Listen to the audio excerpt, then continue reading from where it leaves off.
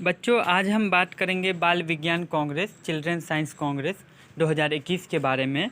जो जिला स्तरीय, सबसे पहले इसका जो प्रोग्राम होता है जिला स्तरीय होता है। तो 7 सितंबर के पेपर में, प्रभात खबर में ये नोटिस रिलीज हुआ था, मतलब आया था। आप देख सकते हैं जो बाल विज्ञान कांग्रेस का जिला स्तरीय कार्यक्रम अगले माह के प्रथम सप्ताह में होगा। तो सबसे पहले मैं यह बता दूं, क्लास 6 से लेकर क्लास 12 तक के स्टूडेंट इसमें पार्टिसिपेट कर सकते हैं। एज लिमिट जो है इसका 10 से 17 साल का होना चाहिए, ठीक है। तो आइए हम इसका जो विषय है, उप विषय है, उसके बारे में बात कर लें। जो वहाँ हमको क्या ले जाना है, किस तरह का, ठीक है, उसके बारे में अभी हम बात करेंगे। सबसे पहले ये जान ले, इसमें जो पहला जो प्रोग्राम होता है ना फर्स्ट लेवल का, वो आपका जिला स्तरीय होगा, तब जाके स्टेट लेवल पे होगा और तब जाके नेशनल लेवल पर होगा। तो इस तरह से है। तो आइए बात करते हैं हम बाल विज्ञान कांग्रेस जिला स्तरीय कार्यक्रम अगले माह के प्रथम सप्ताह में। ऐसा संभावना दिया गया। संभावित तिथि मतलब तिथि तो नहीं बताई गई है, संभावित समय बता दिया गया है जो इस दौरान हो सकता है प्रथम सप्ताह में, ठीक है। तो दरभंगा में देखिए, बिहार का दरभंगा डिस्ट्रिक्ट है, उसका न्यू अखबार है। तो बताया गया 29वां बाल विज्ञान कांग्रेस का जिला स्तरीय कार्यक्रम अक्टूबर के प्रथम सप्ताह में होगा। यह कार्यक्रम साइंस फॉर सोसाइटी के रूपरेखा पर आधारित है। कार्यक्रम का मुख्य जो विषय है वो ये है, सतत जीवन के लिए विज्ञान। मतलब जो लाइफ है ना, उसके लिए जो विज्ञान का रोल है उसको, मतलब मेन हर साल का यही होता है विषय, ठीक है। हर साल का जो विषय, उप विषय नहीं चेंज होता, सब साल का सेम ही रहता। तो सतत जीवन के लिए विज्ञान का क्या रोल है उसको आपको दिखाना है। उसके अंदर उप विषय क्या क्या है वो हम बता रहे हैं। तो उप विषय में यह है सतत जीवन के लिए पारितंत्र इकोसिस्टम, ये सब आप जान रहे होंगे। आप क्लास 8 में भी इसके बारे में पढ़े होंगे, ठीक है।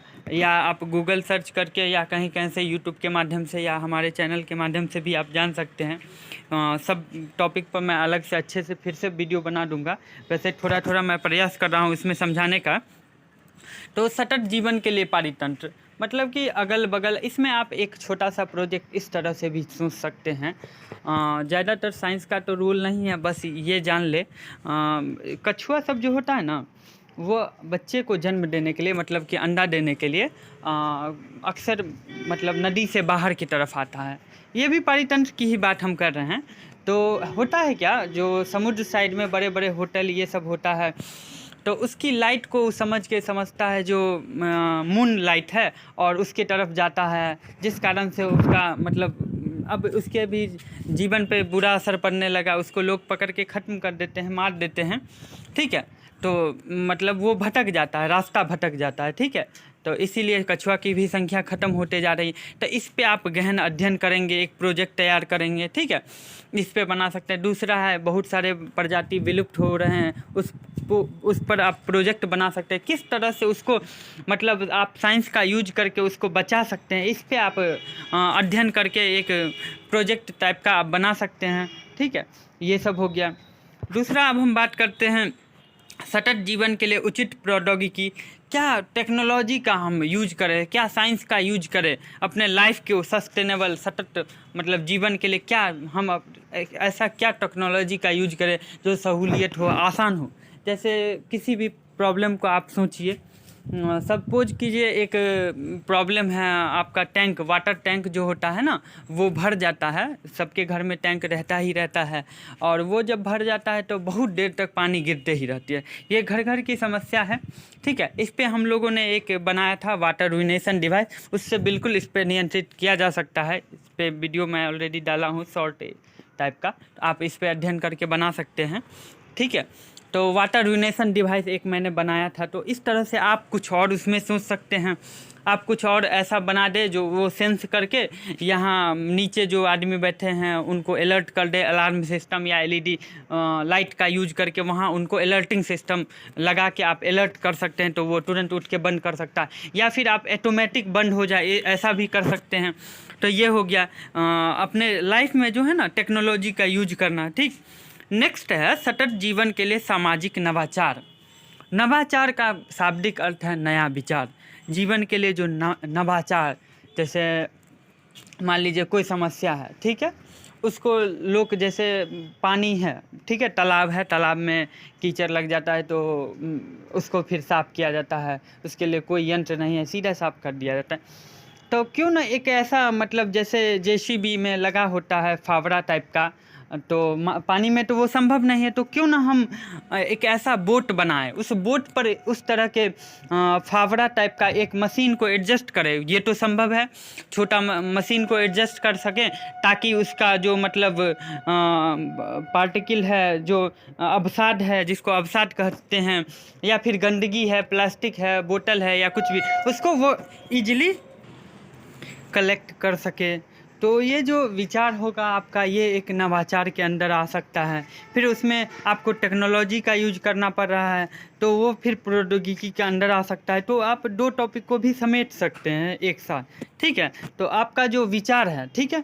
अब देखिए यहाँ अंतर क्या है। तो आप जो प्रौद्योगिकी वाला जो अगर उप विषय रखना चाहते हैं, सब थीम रखना चाहते हैं, तो वहाँ आपको वर्किंग मॉडल टाइप का ले जाना होगा, ठीक है। लेकिन आप जब नवाचार वाला टॉपिक आप रखेंगे, तो वहाँ आप बस पिक्चर के माध्यम से, डायग्राम के माध्यम से वहाँ ले जा सकते हैं। जो मेरा तो केवल विचार है, आप अपना विचार देंगे, तो उस सिचुएशन में ना आप कार्डबोर्ड या कुछ भी पिक्चर बना के, डायग्राम बना के, राइटअप लिख के अच्छे से ले जा सकते हैं।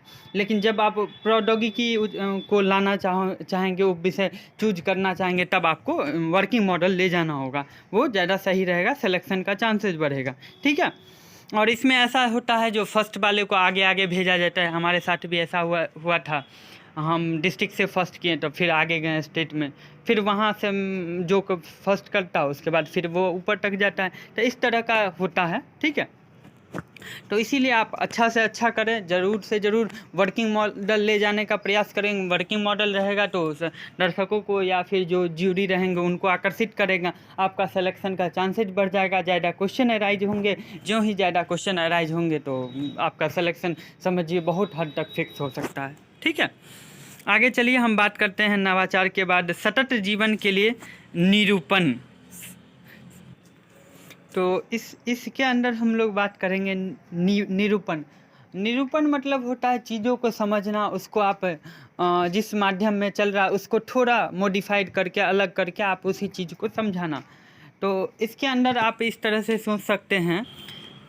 इसके अंदर एक मेरे दिमाग में अभी आया आइडिया, जैसे कुछ ऐसे मंथ होते हैं साल में जिसके दौरान सर्दी, खांसी, जुकाम इस तरह के मतलब होता है। इसको कहा जाता है जो मौसम बदला, इसके कारण आपका तबीयत ख़राब हो गया या WBC वीक हो गया, तो फिर डॉक्टर के पास गए तो उन्होंने जो भी टैबलेट दिया वो बेसिकली WBC स्ट्रॉन्ग करने के लिए होता है, ठीक है। इसी को आप इम्यूनिटी बढ़ाने के लिए इम्यूनिटी बूस्टर भी कह सकते हैं, ताकि वो प्रतिरोधक क्षमता बढ़ा सके। तो आप उस जो मंथ है उस सबको चयन करें, उस दौरान क्या मतलब खाना पीना चाहिए, इस सब को थोड़ा बना सकते हैं, ठीक है। तो इसके अंदर आप उस चीज़ को डाल सकते हैं। पूरा देखिए, जानते हैं सतत जीवन के लिए निरूपण, विकास, मॉडलिंग एवं योजना बनाना। तो निरूपण मतलब चीज़ों को समझना, उसका कैसे क्या कैसे विकास है उसको समझना, बताना, एवं मॉडलिंग एवं योजना बनाना। उसका मॉडलिंग करना, योजना बनाना। जैसे आप कोई समस्या लीजिए, सपोज कीजिए आपके घर है, घर के बाहर या साइड में तालाब है, ठीक है। और तालाब पे बहुत सारा केचली, आप जानते होंगे, जलकुंभी या कुछ भी कह सकते हैं, उसकी भी बहुत बड़ी समस्या होती है। अगर बहुत दिन तक उसको साफ़ ना किया जाए तो बहुत सारे केचली या जलकुंभी जिसको आप कहते हैं वो लग जाते हैं, वो भी एक बहुत बड़ी समस्या होती है। साथ ही साथ मछलियों के भी बहुत प्रभावित करता है, मछलियों को भी संकट डाल सकता है, मछलियाँ भी ख़त्म होती है इस कारण से। तो ये भी एक समस्या है, तो आप उसको समझें, ठीक है। उसका जो मतलब चीज़ों को समझ के एक योजना तैयार करेंगे, उसका मॉडलिंग करेंगे, ठीक है। फिर उसको लागू मतलब उस तरह से बताएंगे, लोगों को समझाएंगे, या फिर अपना आपका जो मॉडलिंग है उसके आधार पे आप तैयार करेंगे। कुछ साल पहले मैं जब मतलब राज्य स्तरीय प्रोग्राम में था, तो मेरे बगल में एक लड़की थी, उन्होंने यही इसी टॉपिक पे बनाया था एक वीडियो नहीं, इसी टॉपिक पर अपना एक प्रोजेक्ट बनाया था। उसमें उसका जो कंसेप्ट था ना, वो इस तरह से टेक्नोलॉजी था, वर्किंग मॉडल था। तो केचली सारा एक मशीन टाइप का था, ठीक है। उस मशीन के पास ऑटोमेटिक एक प्लेट जैसा लगा था, वहाँ से केचली खींच के लाना था और वहाँ फोल्डिंग सिस्टम था, तो ऑटोमेटिक केचली उस मशीन के अंदर जाता था और उस मशीन में जैसे गन्ना का जूस ये सब निकालने वाला होता है मशीन, तो उसको पीसता है, रब करता है या, और तब जाके रस निकलता है। इस तरह से मतलब क्रशिंग करने वाला उसमें लगा हुआ था, संरचना उस मशीन का जो था क्रशिंग चीरने फाड़ने काटने टाइप का था, तो ताकि छोटा छोटा पीस हो जाए। ठीक है, तो इस तरह से मतलब केचली में ये भी आप होता है मेरिट, जो एक केचली को आप खींचिएगा तो धीरे धीरे सारा केचली आ जाएगा। तो इस तरह से आप वहाँ ला के उसके मुँह पर कलेक्ट कर सकते हैं। उस मशीन धीरे धीरे फिर ऑटोमेटिक उस प्लेट के माध्यम से ऊपर की तरफ जाएगा और उस मशीन में जाकर क्रश होगा। क्रश होने के बाद वो एक जगह कलेक्ट होगा। अब उस क्रश्ड पार्ट को आप और मतलब क्रशिंग कीजिए या फिर पाउडर फॉर्म में लाइए। तो उसके बाद उस लड़की का जो आइडिया था, तो उसने बताया था जो इस पाउडर का यूज हम लोग, या थोड़ा बड़ा पार्टिकल क्रसेज हुआ है तो उसको हम पशुओं के चारा में यूज कर सकते हैं उसको खिलाने के लिए। ठीक है, दूसरा आप अगर पाउडर फॉर्म में है तो उसका आप यूज कर सकते हैं। कई प्रकार के दवाइयाँ सब बनती हैं, ज़्यादा हमको अभी याद नहीं है, उनसे मैंने पूछा था, एक लिस्ट भी उसके पास था, उन्होंने मुझे दिखाया। साथ ही दांत साफ करने में भी वो व्यवहार में लाई थी। तो इस तरह का उसका एक प्रोजेक्ट था। ठीक है, तो वो इसके अंदर आ सकता है, विकास मॉडलिंग और योजना बनाना। ठीक है, नेक्स्ट है हमारा सतत जीवन के लिए पारंपरिक ज्ञान प्रणाली। देखिए, परंपरागत जो चलते आया है उस ज्ञान प्रणाली को समझना है। ठीक है, तो सतत जीवन के लिए पारंपरिक ज्ञान प्रणाली, तो उसमें क्या साइंस का रोल है, इस तरह का मतलब समझना है। जैसे आप गांव और से अगर बिलोंग्स करते होंगे तो उसमें देखते होंगे पार्टिकल, जैसे मान लीजिए कोई दाल का है या कुछ है, फसल कट के आया है घर पे और उसमें बहुत सारे डस्ट पार्टिकल या कुछ और उसमें मतलब चले गया है कटाई के दौरान। ठीक है, तो उसको ना महिला सब हवा में ना बाहर में पंखा चलाकर या फिर हवा में ऐसे थोड़ा ऊपर उठाती है, जिस बर्तन पॉट में रखी है उससे थोड़ा ऊपर लेती है ना, तो जो मतलब हल्का पार्टिकल है ना, लोअर डेंसिटी का है या लोअर वेटेज का है, वो सब दूर दूर भाग जाता है। ठीक है, तो यहाँ भी एक प्रकार का साइंस का रोल है, जो मतलब डेंसिटी का रोल है या फिर जो भी वेटेज का रोल है, हवा में जो ट्रेवल करे, एक तरह से ये परंपरागत है, लेकिन यहाँ भी कहीं ना कहीं रोल है। दूसरी बात, जो सूप होता है डगरा जिसको भी कहा जाता है, उसमें भी महिला सब, जैसे चावल है, चावल में कुछ कंकर या फिर कोई और जीव सब उसमें अगर रहता है तो उसको कहा जाता है फटकना। तो उस सूप में लेके जब फटकते हैं तो वो लोअर मतलब डिफरेंट डिफरेंट डेंसिटी का चूँकि होता है, चावल का दाना अलग डेंसिटी का, उसमें जो कंकर है अलग, तो वो सब बाहर चले जाते हैं। तो वो वहाँ भी एक तरह से साइंस का रोल है। ठीक है, दूसरा है जो मतलब तुलसी का पौधा या फिर पीपल का पौधा, ये सब जो पेड़ है, पीपल का पेड़, इस सब में मतलब एक धार्मिक मान्यता दिया गया है, जो कि सही भी है, देना भी चाहिए। इस माध्यम से लाया है ताकि जो उसको उस पेड़ का या उस पौधे का संरक्षण हो सके। तो यहाँ मतलब ऐसी मान्यता भी हम कह सकते हैं, चूँकि आंवला का जो पेड़ है या पीपल का पेड़ है या तुलसी का पेड़ है, ये सब पूरे दिन ऑक्सीजन प्रोड्यूस करती है। ठीक है, और सब पेड़ अल्टरनेट मतलब दिन में कुछ और रात में कुछ और, तो इस तरह से है।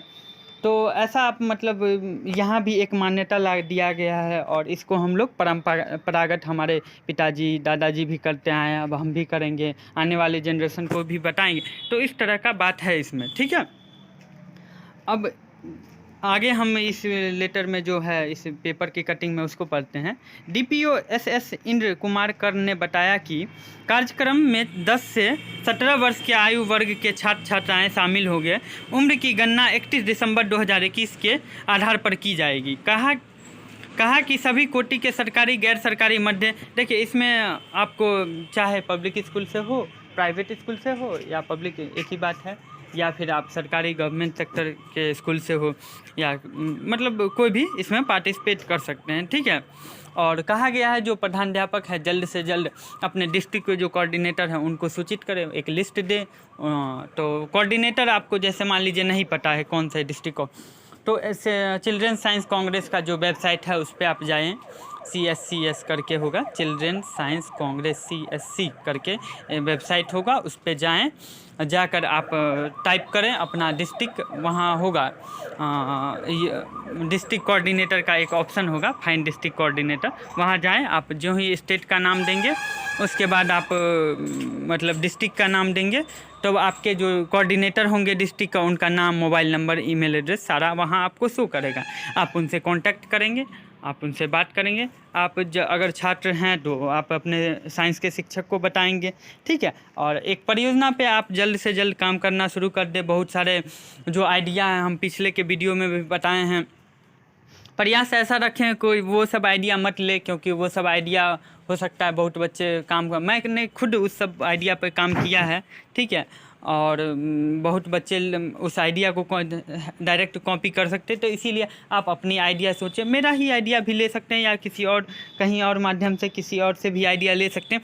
बस प्रयास इतना रखें, उसमें थोड़ा मॉडिफिकेशन आप अपनी तरफ से करें, ये ज़रूरी है, ठीक है। सेम हूबहू ले जाइएगा तो आपका सिलेक्शन का चांसेस नहीं होगा। और याद रखना, आपको फर्स्ट नंबर आना है, तभी आपका आगे सिलेक्शन होगा, ठीक है। और इसमें आगे बात कर लेते हैं, इसमें सर्टिफिकेट सब भी आपको दिए जाएंगे। अगर आप फर्स्ट सेकंड थर्ड के अंदर आते हैं तो सर्टिफिकेट सबको मिलेगा।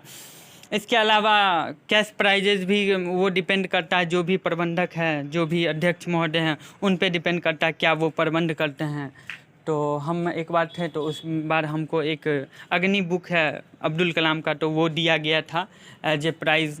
और उसके अलावा भी बहुत कुछ था, ये सब तो वो डिपेंड करता है, जो भी प्रबंधक है वो क्या अरेंज करते हैं, और 1 2 3 के लिए तो वो उनको मिलेगा, ठीक है।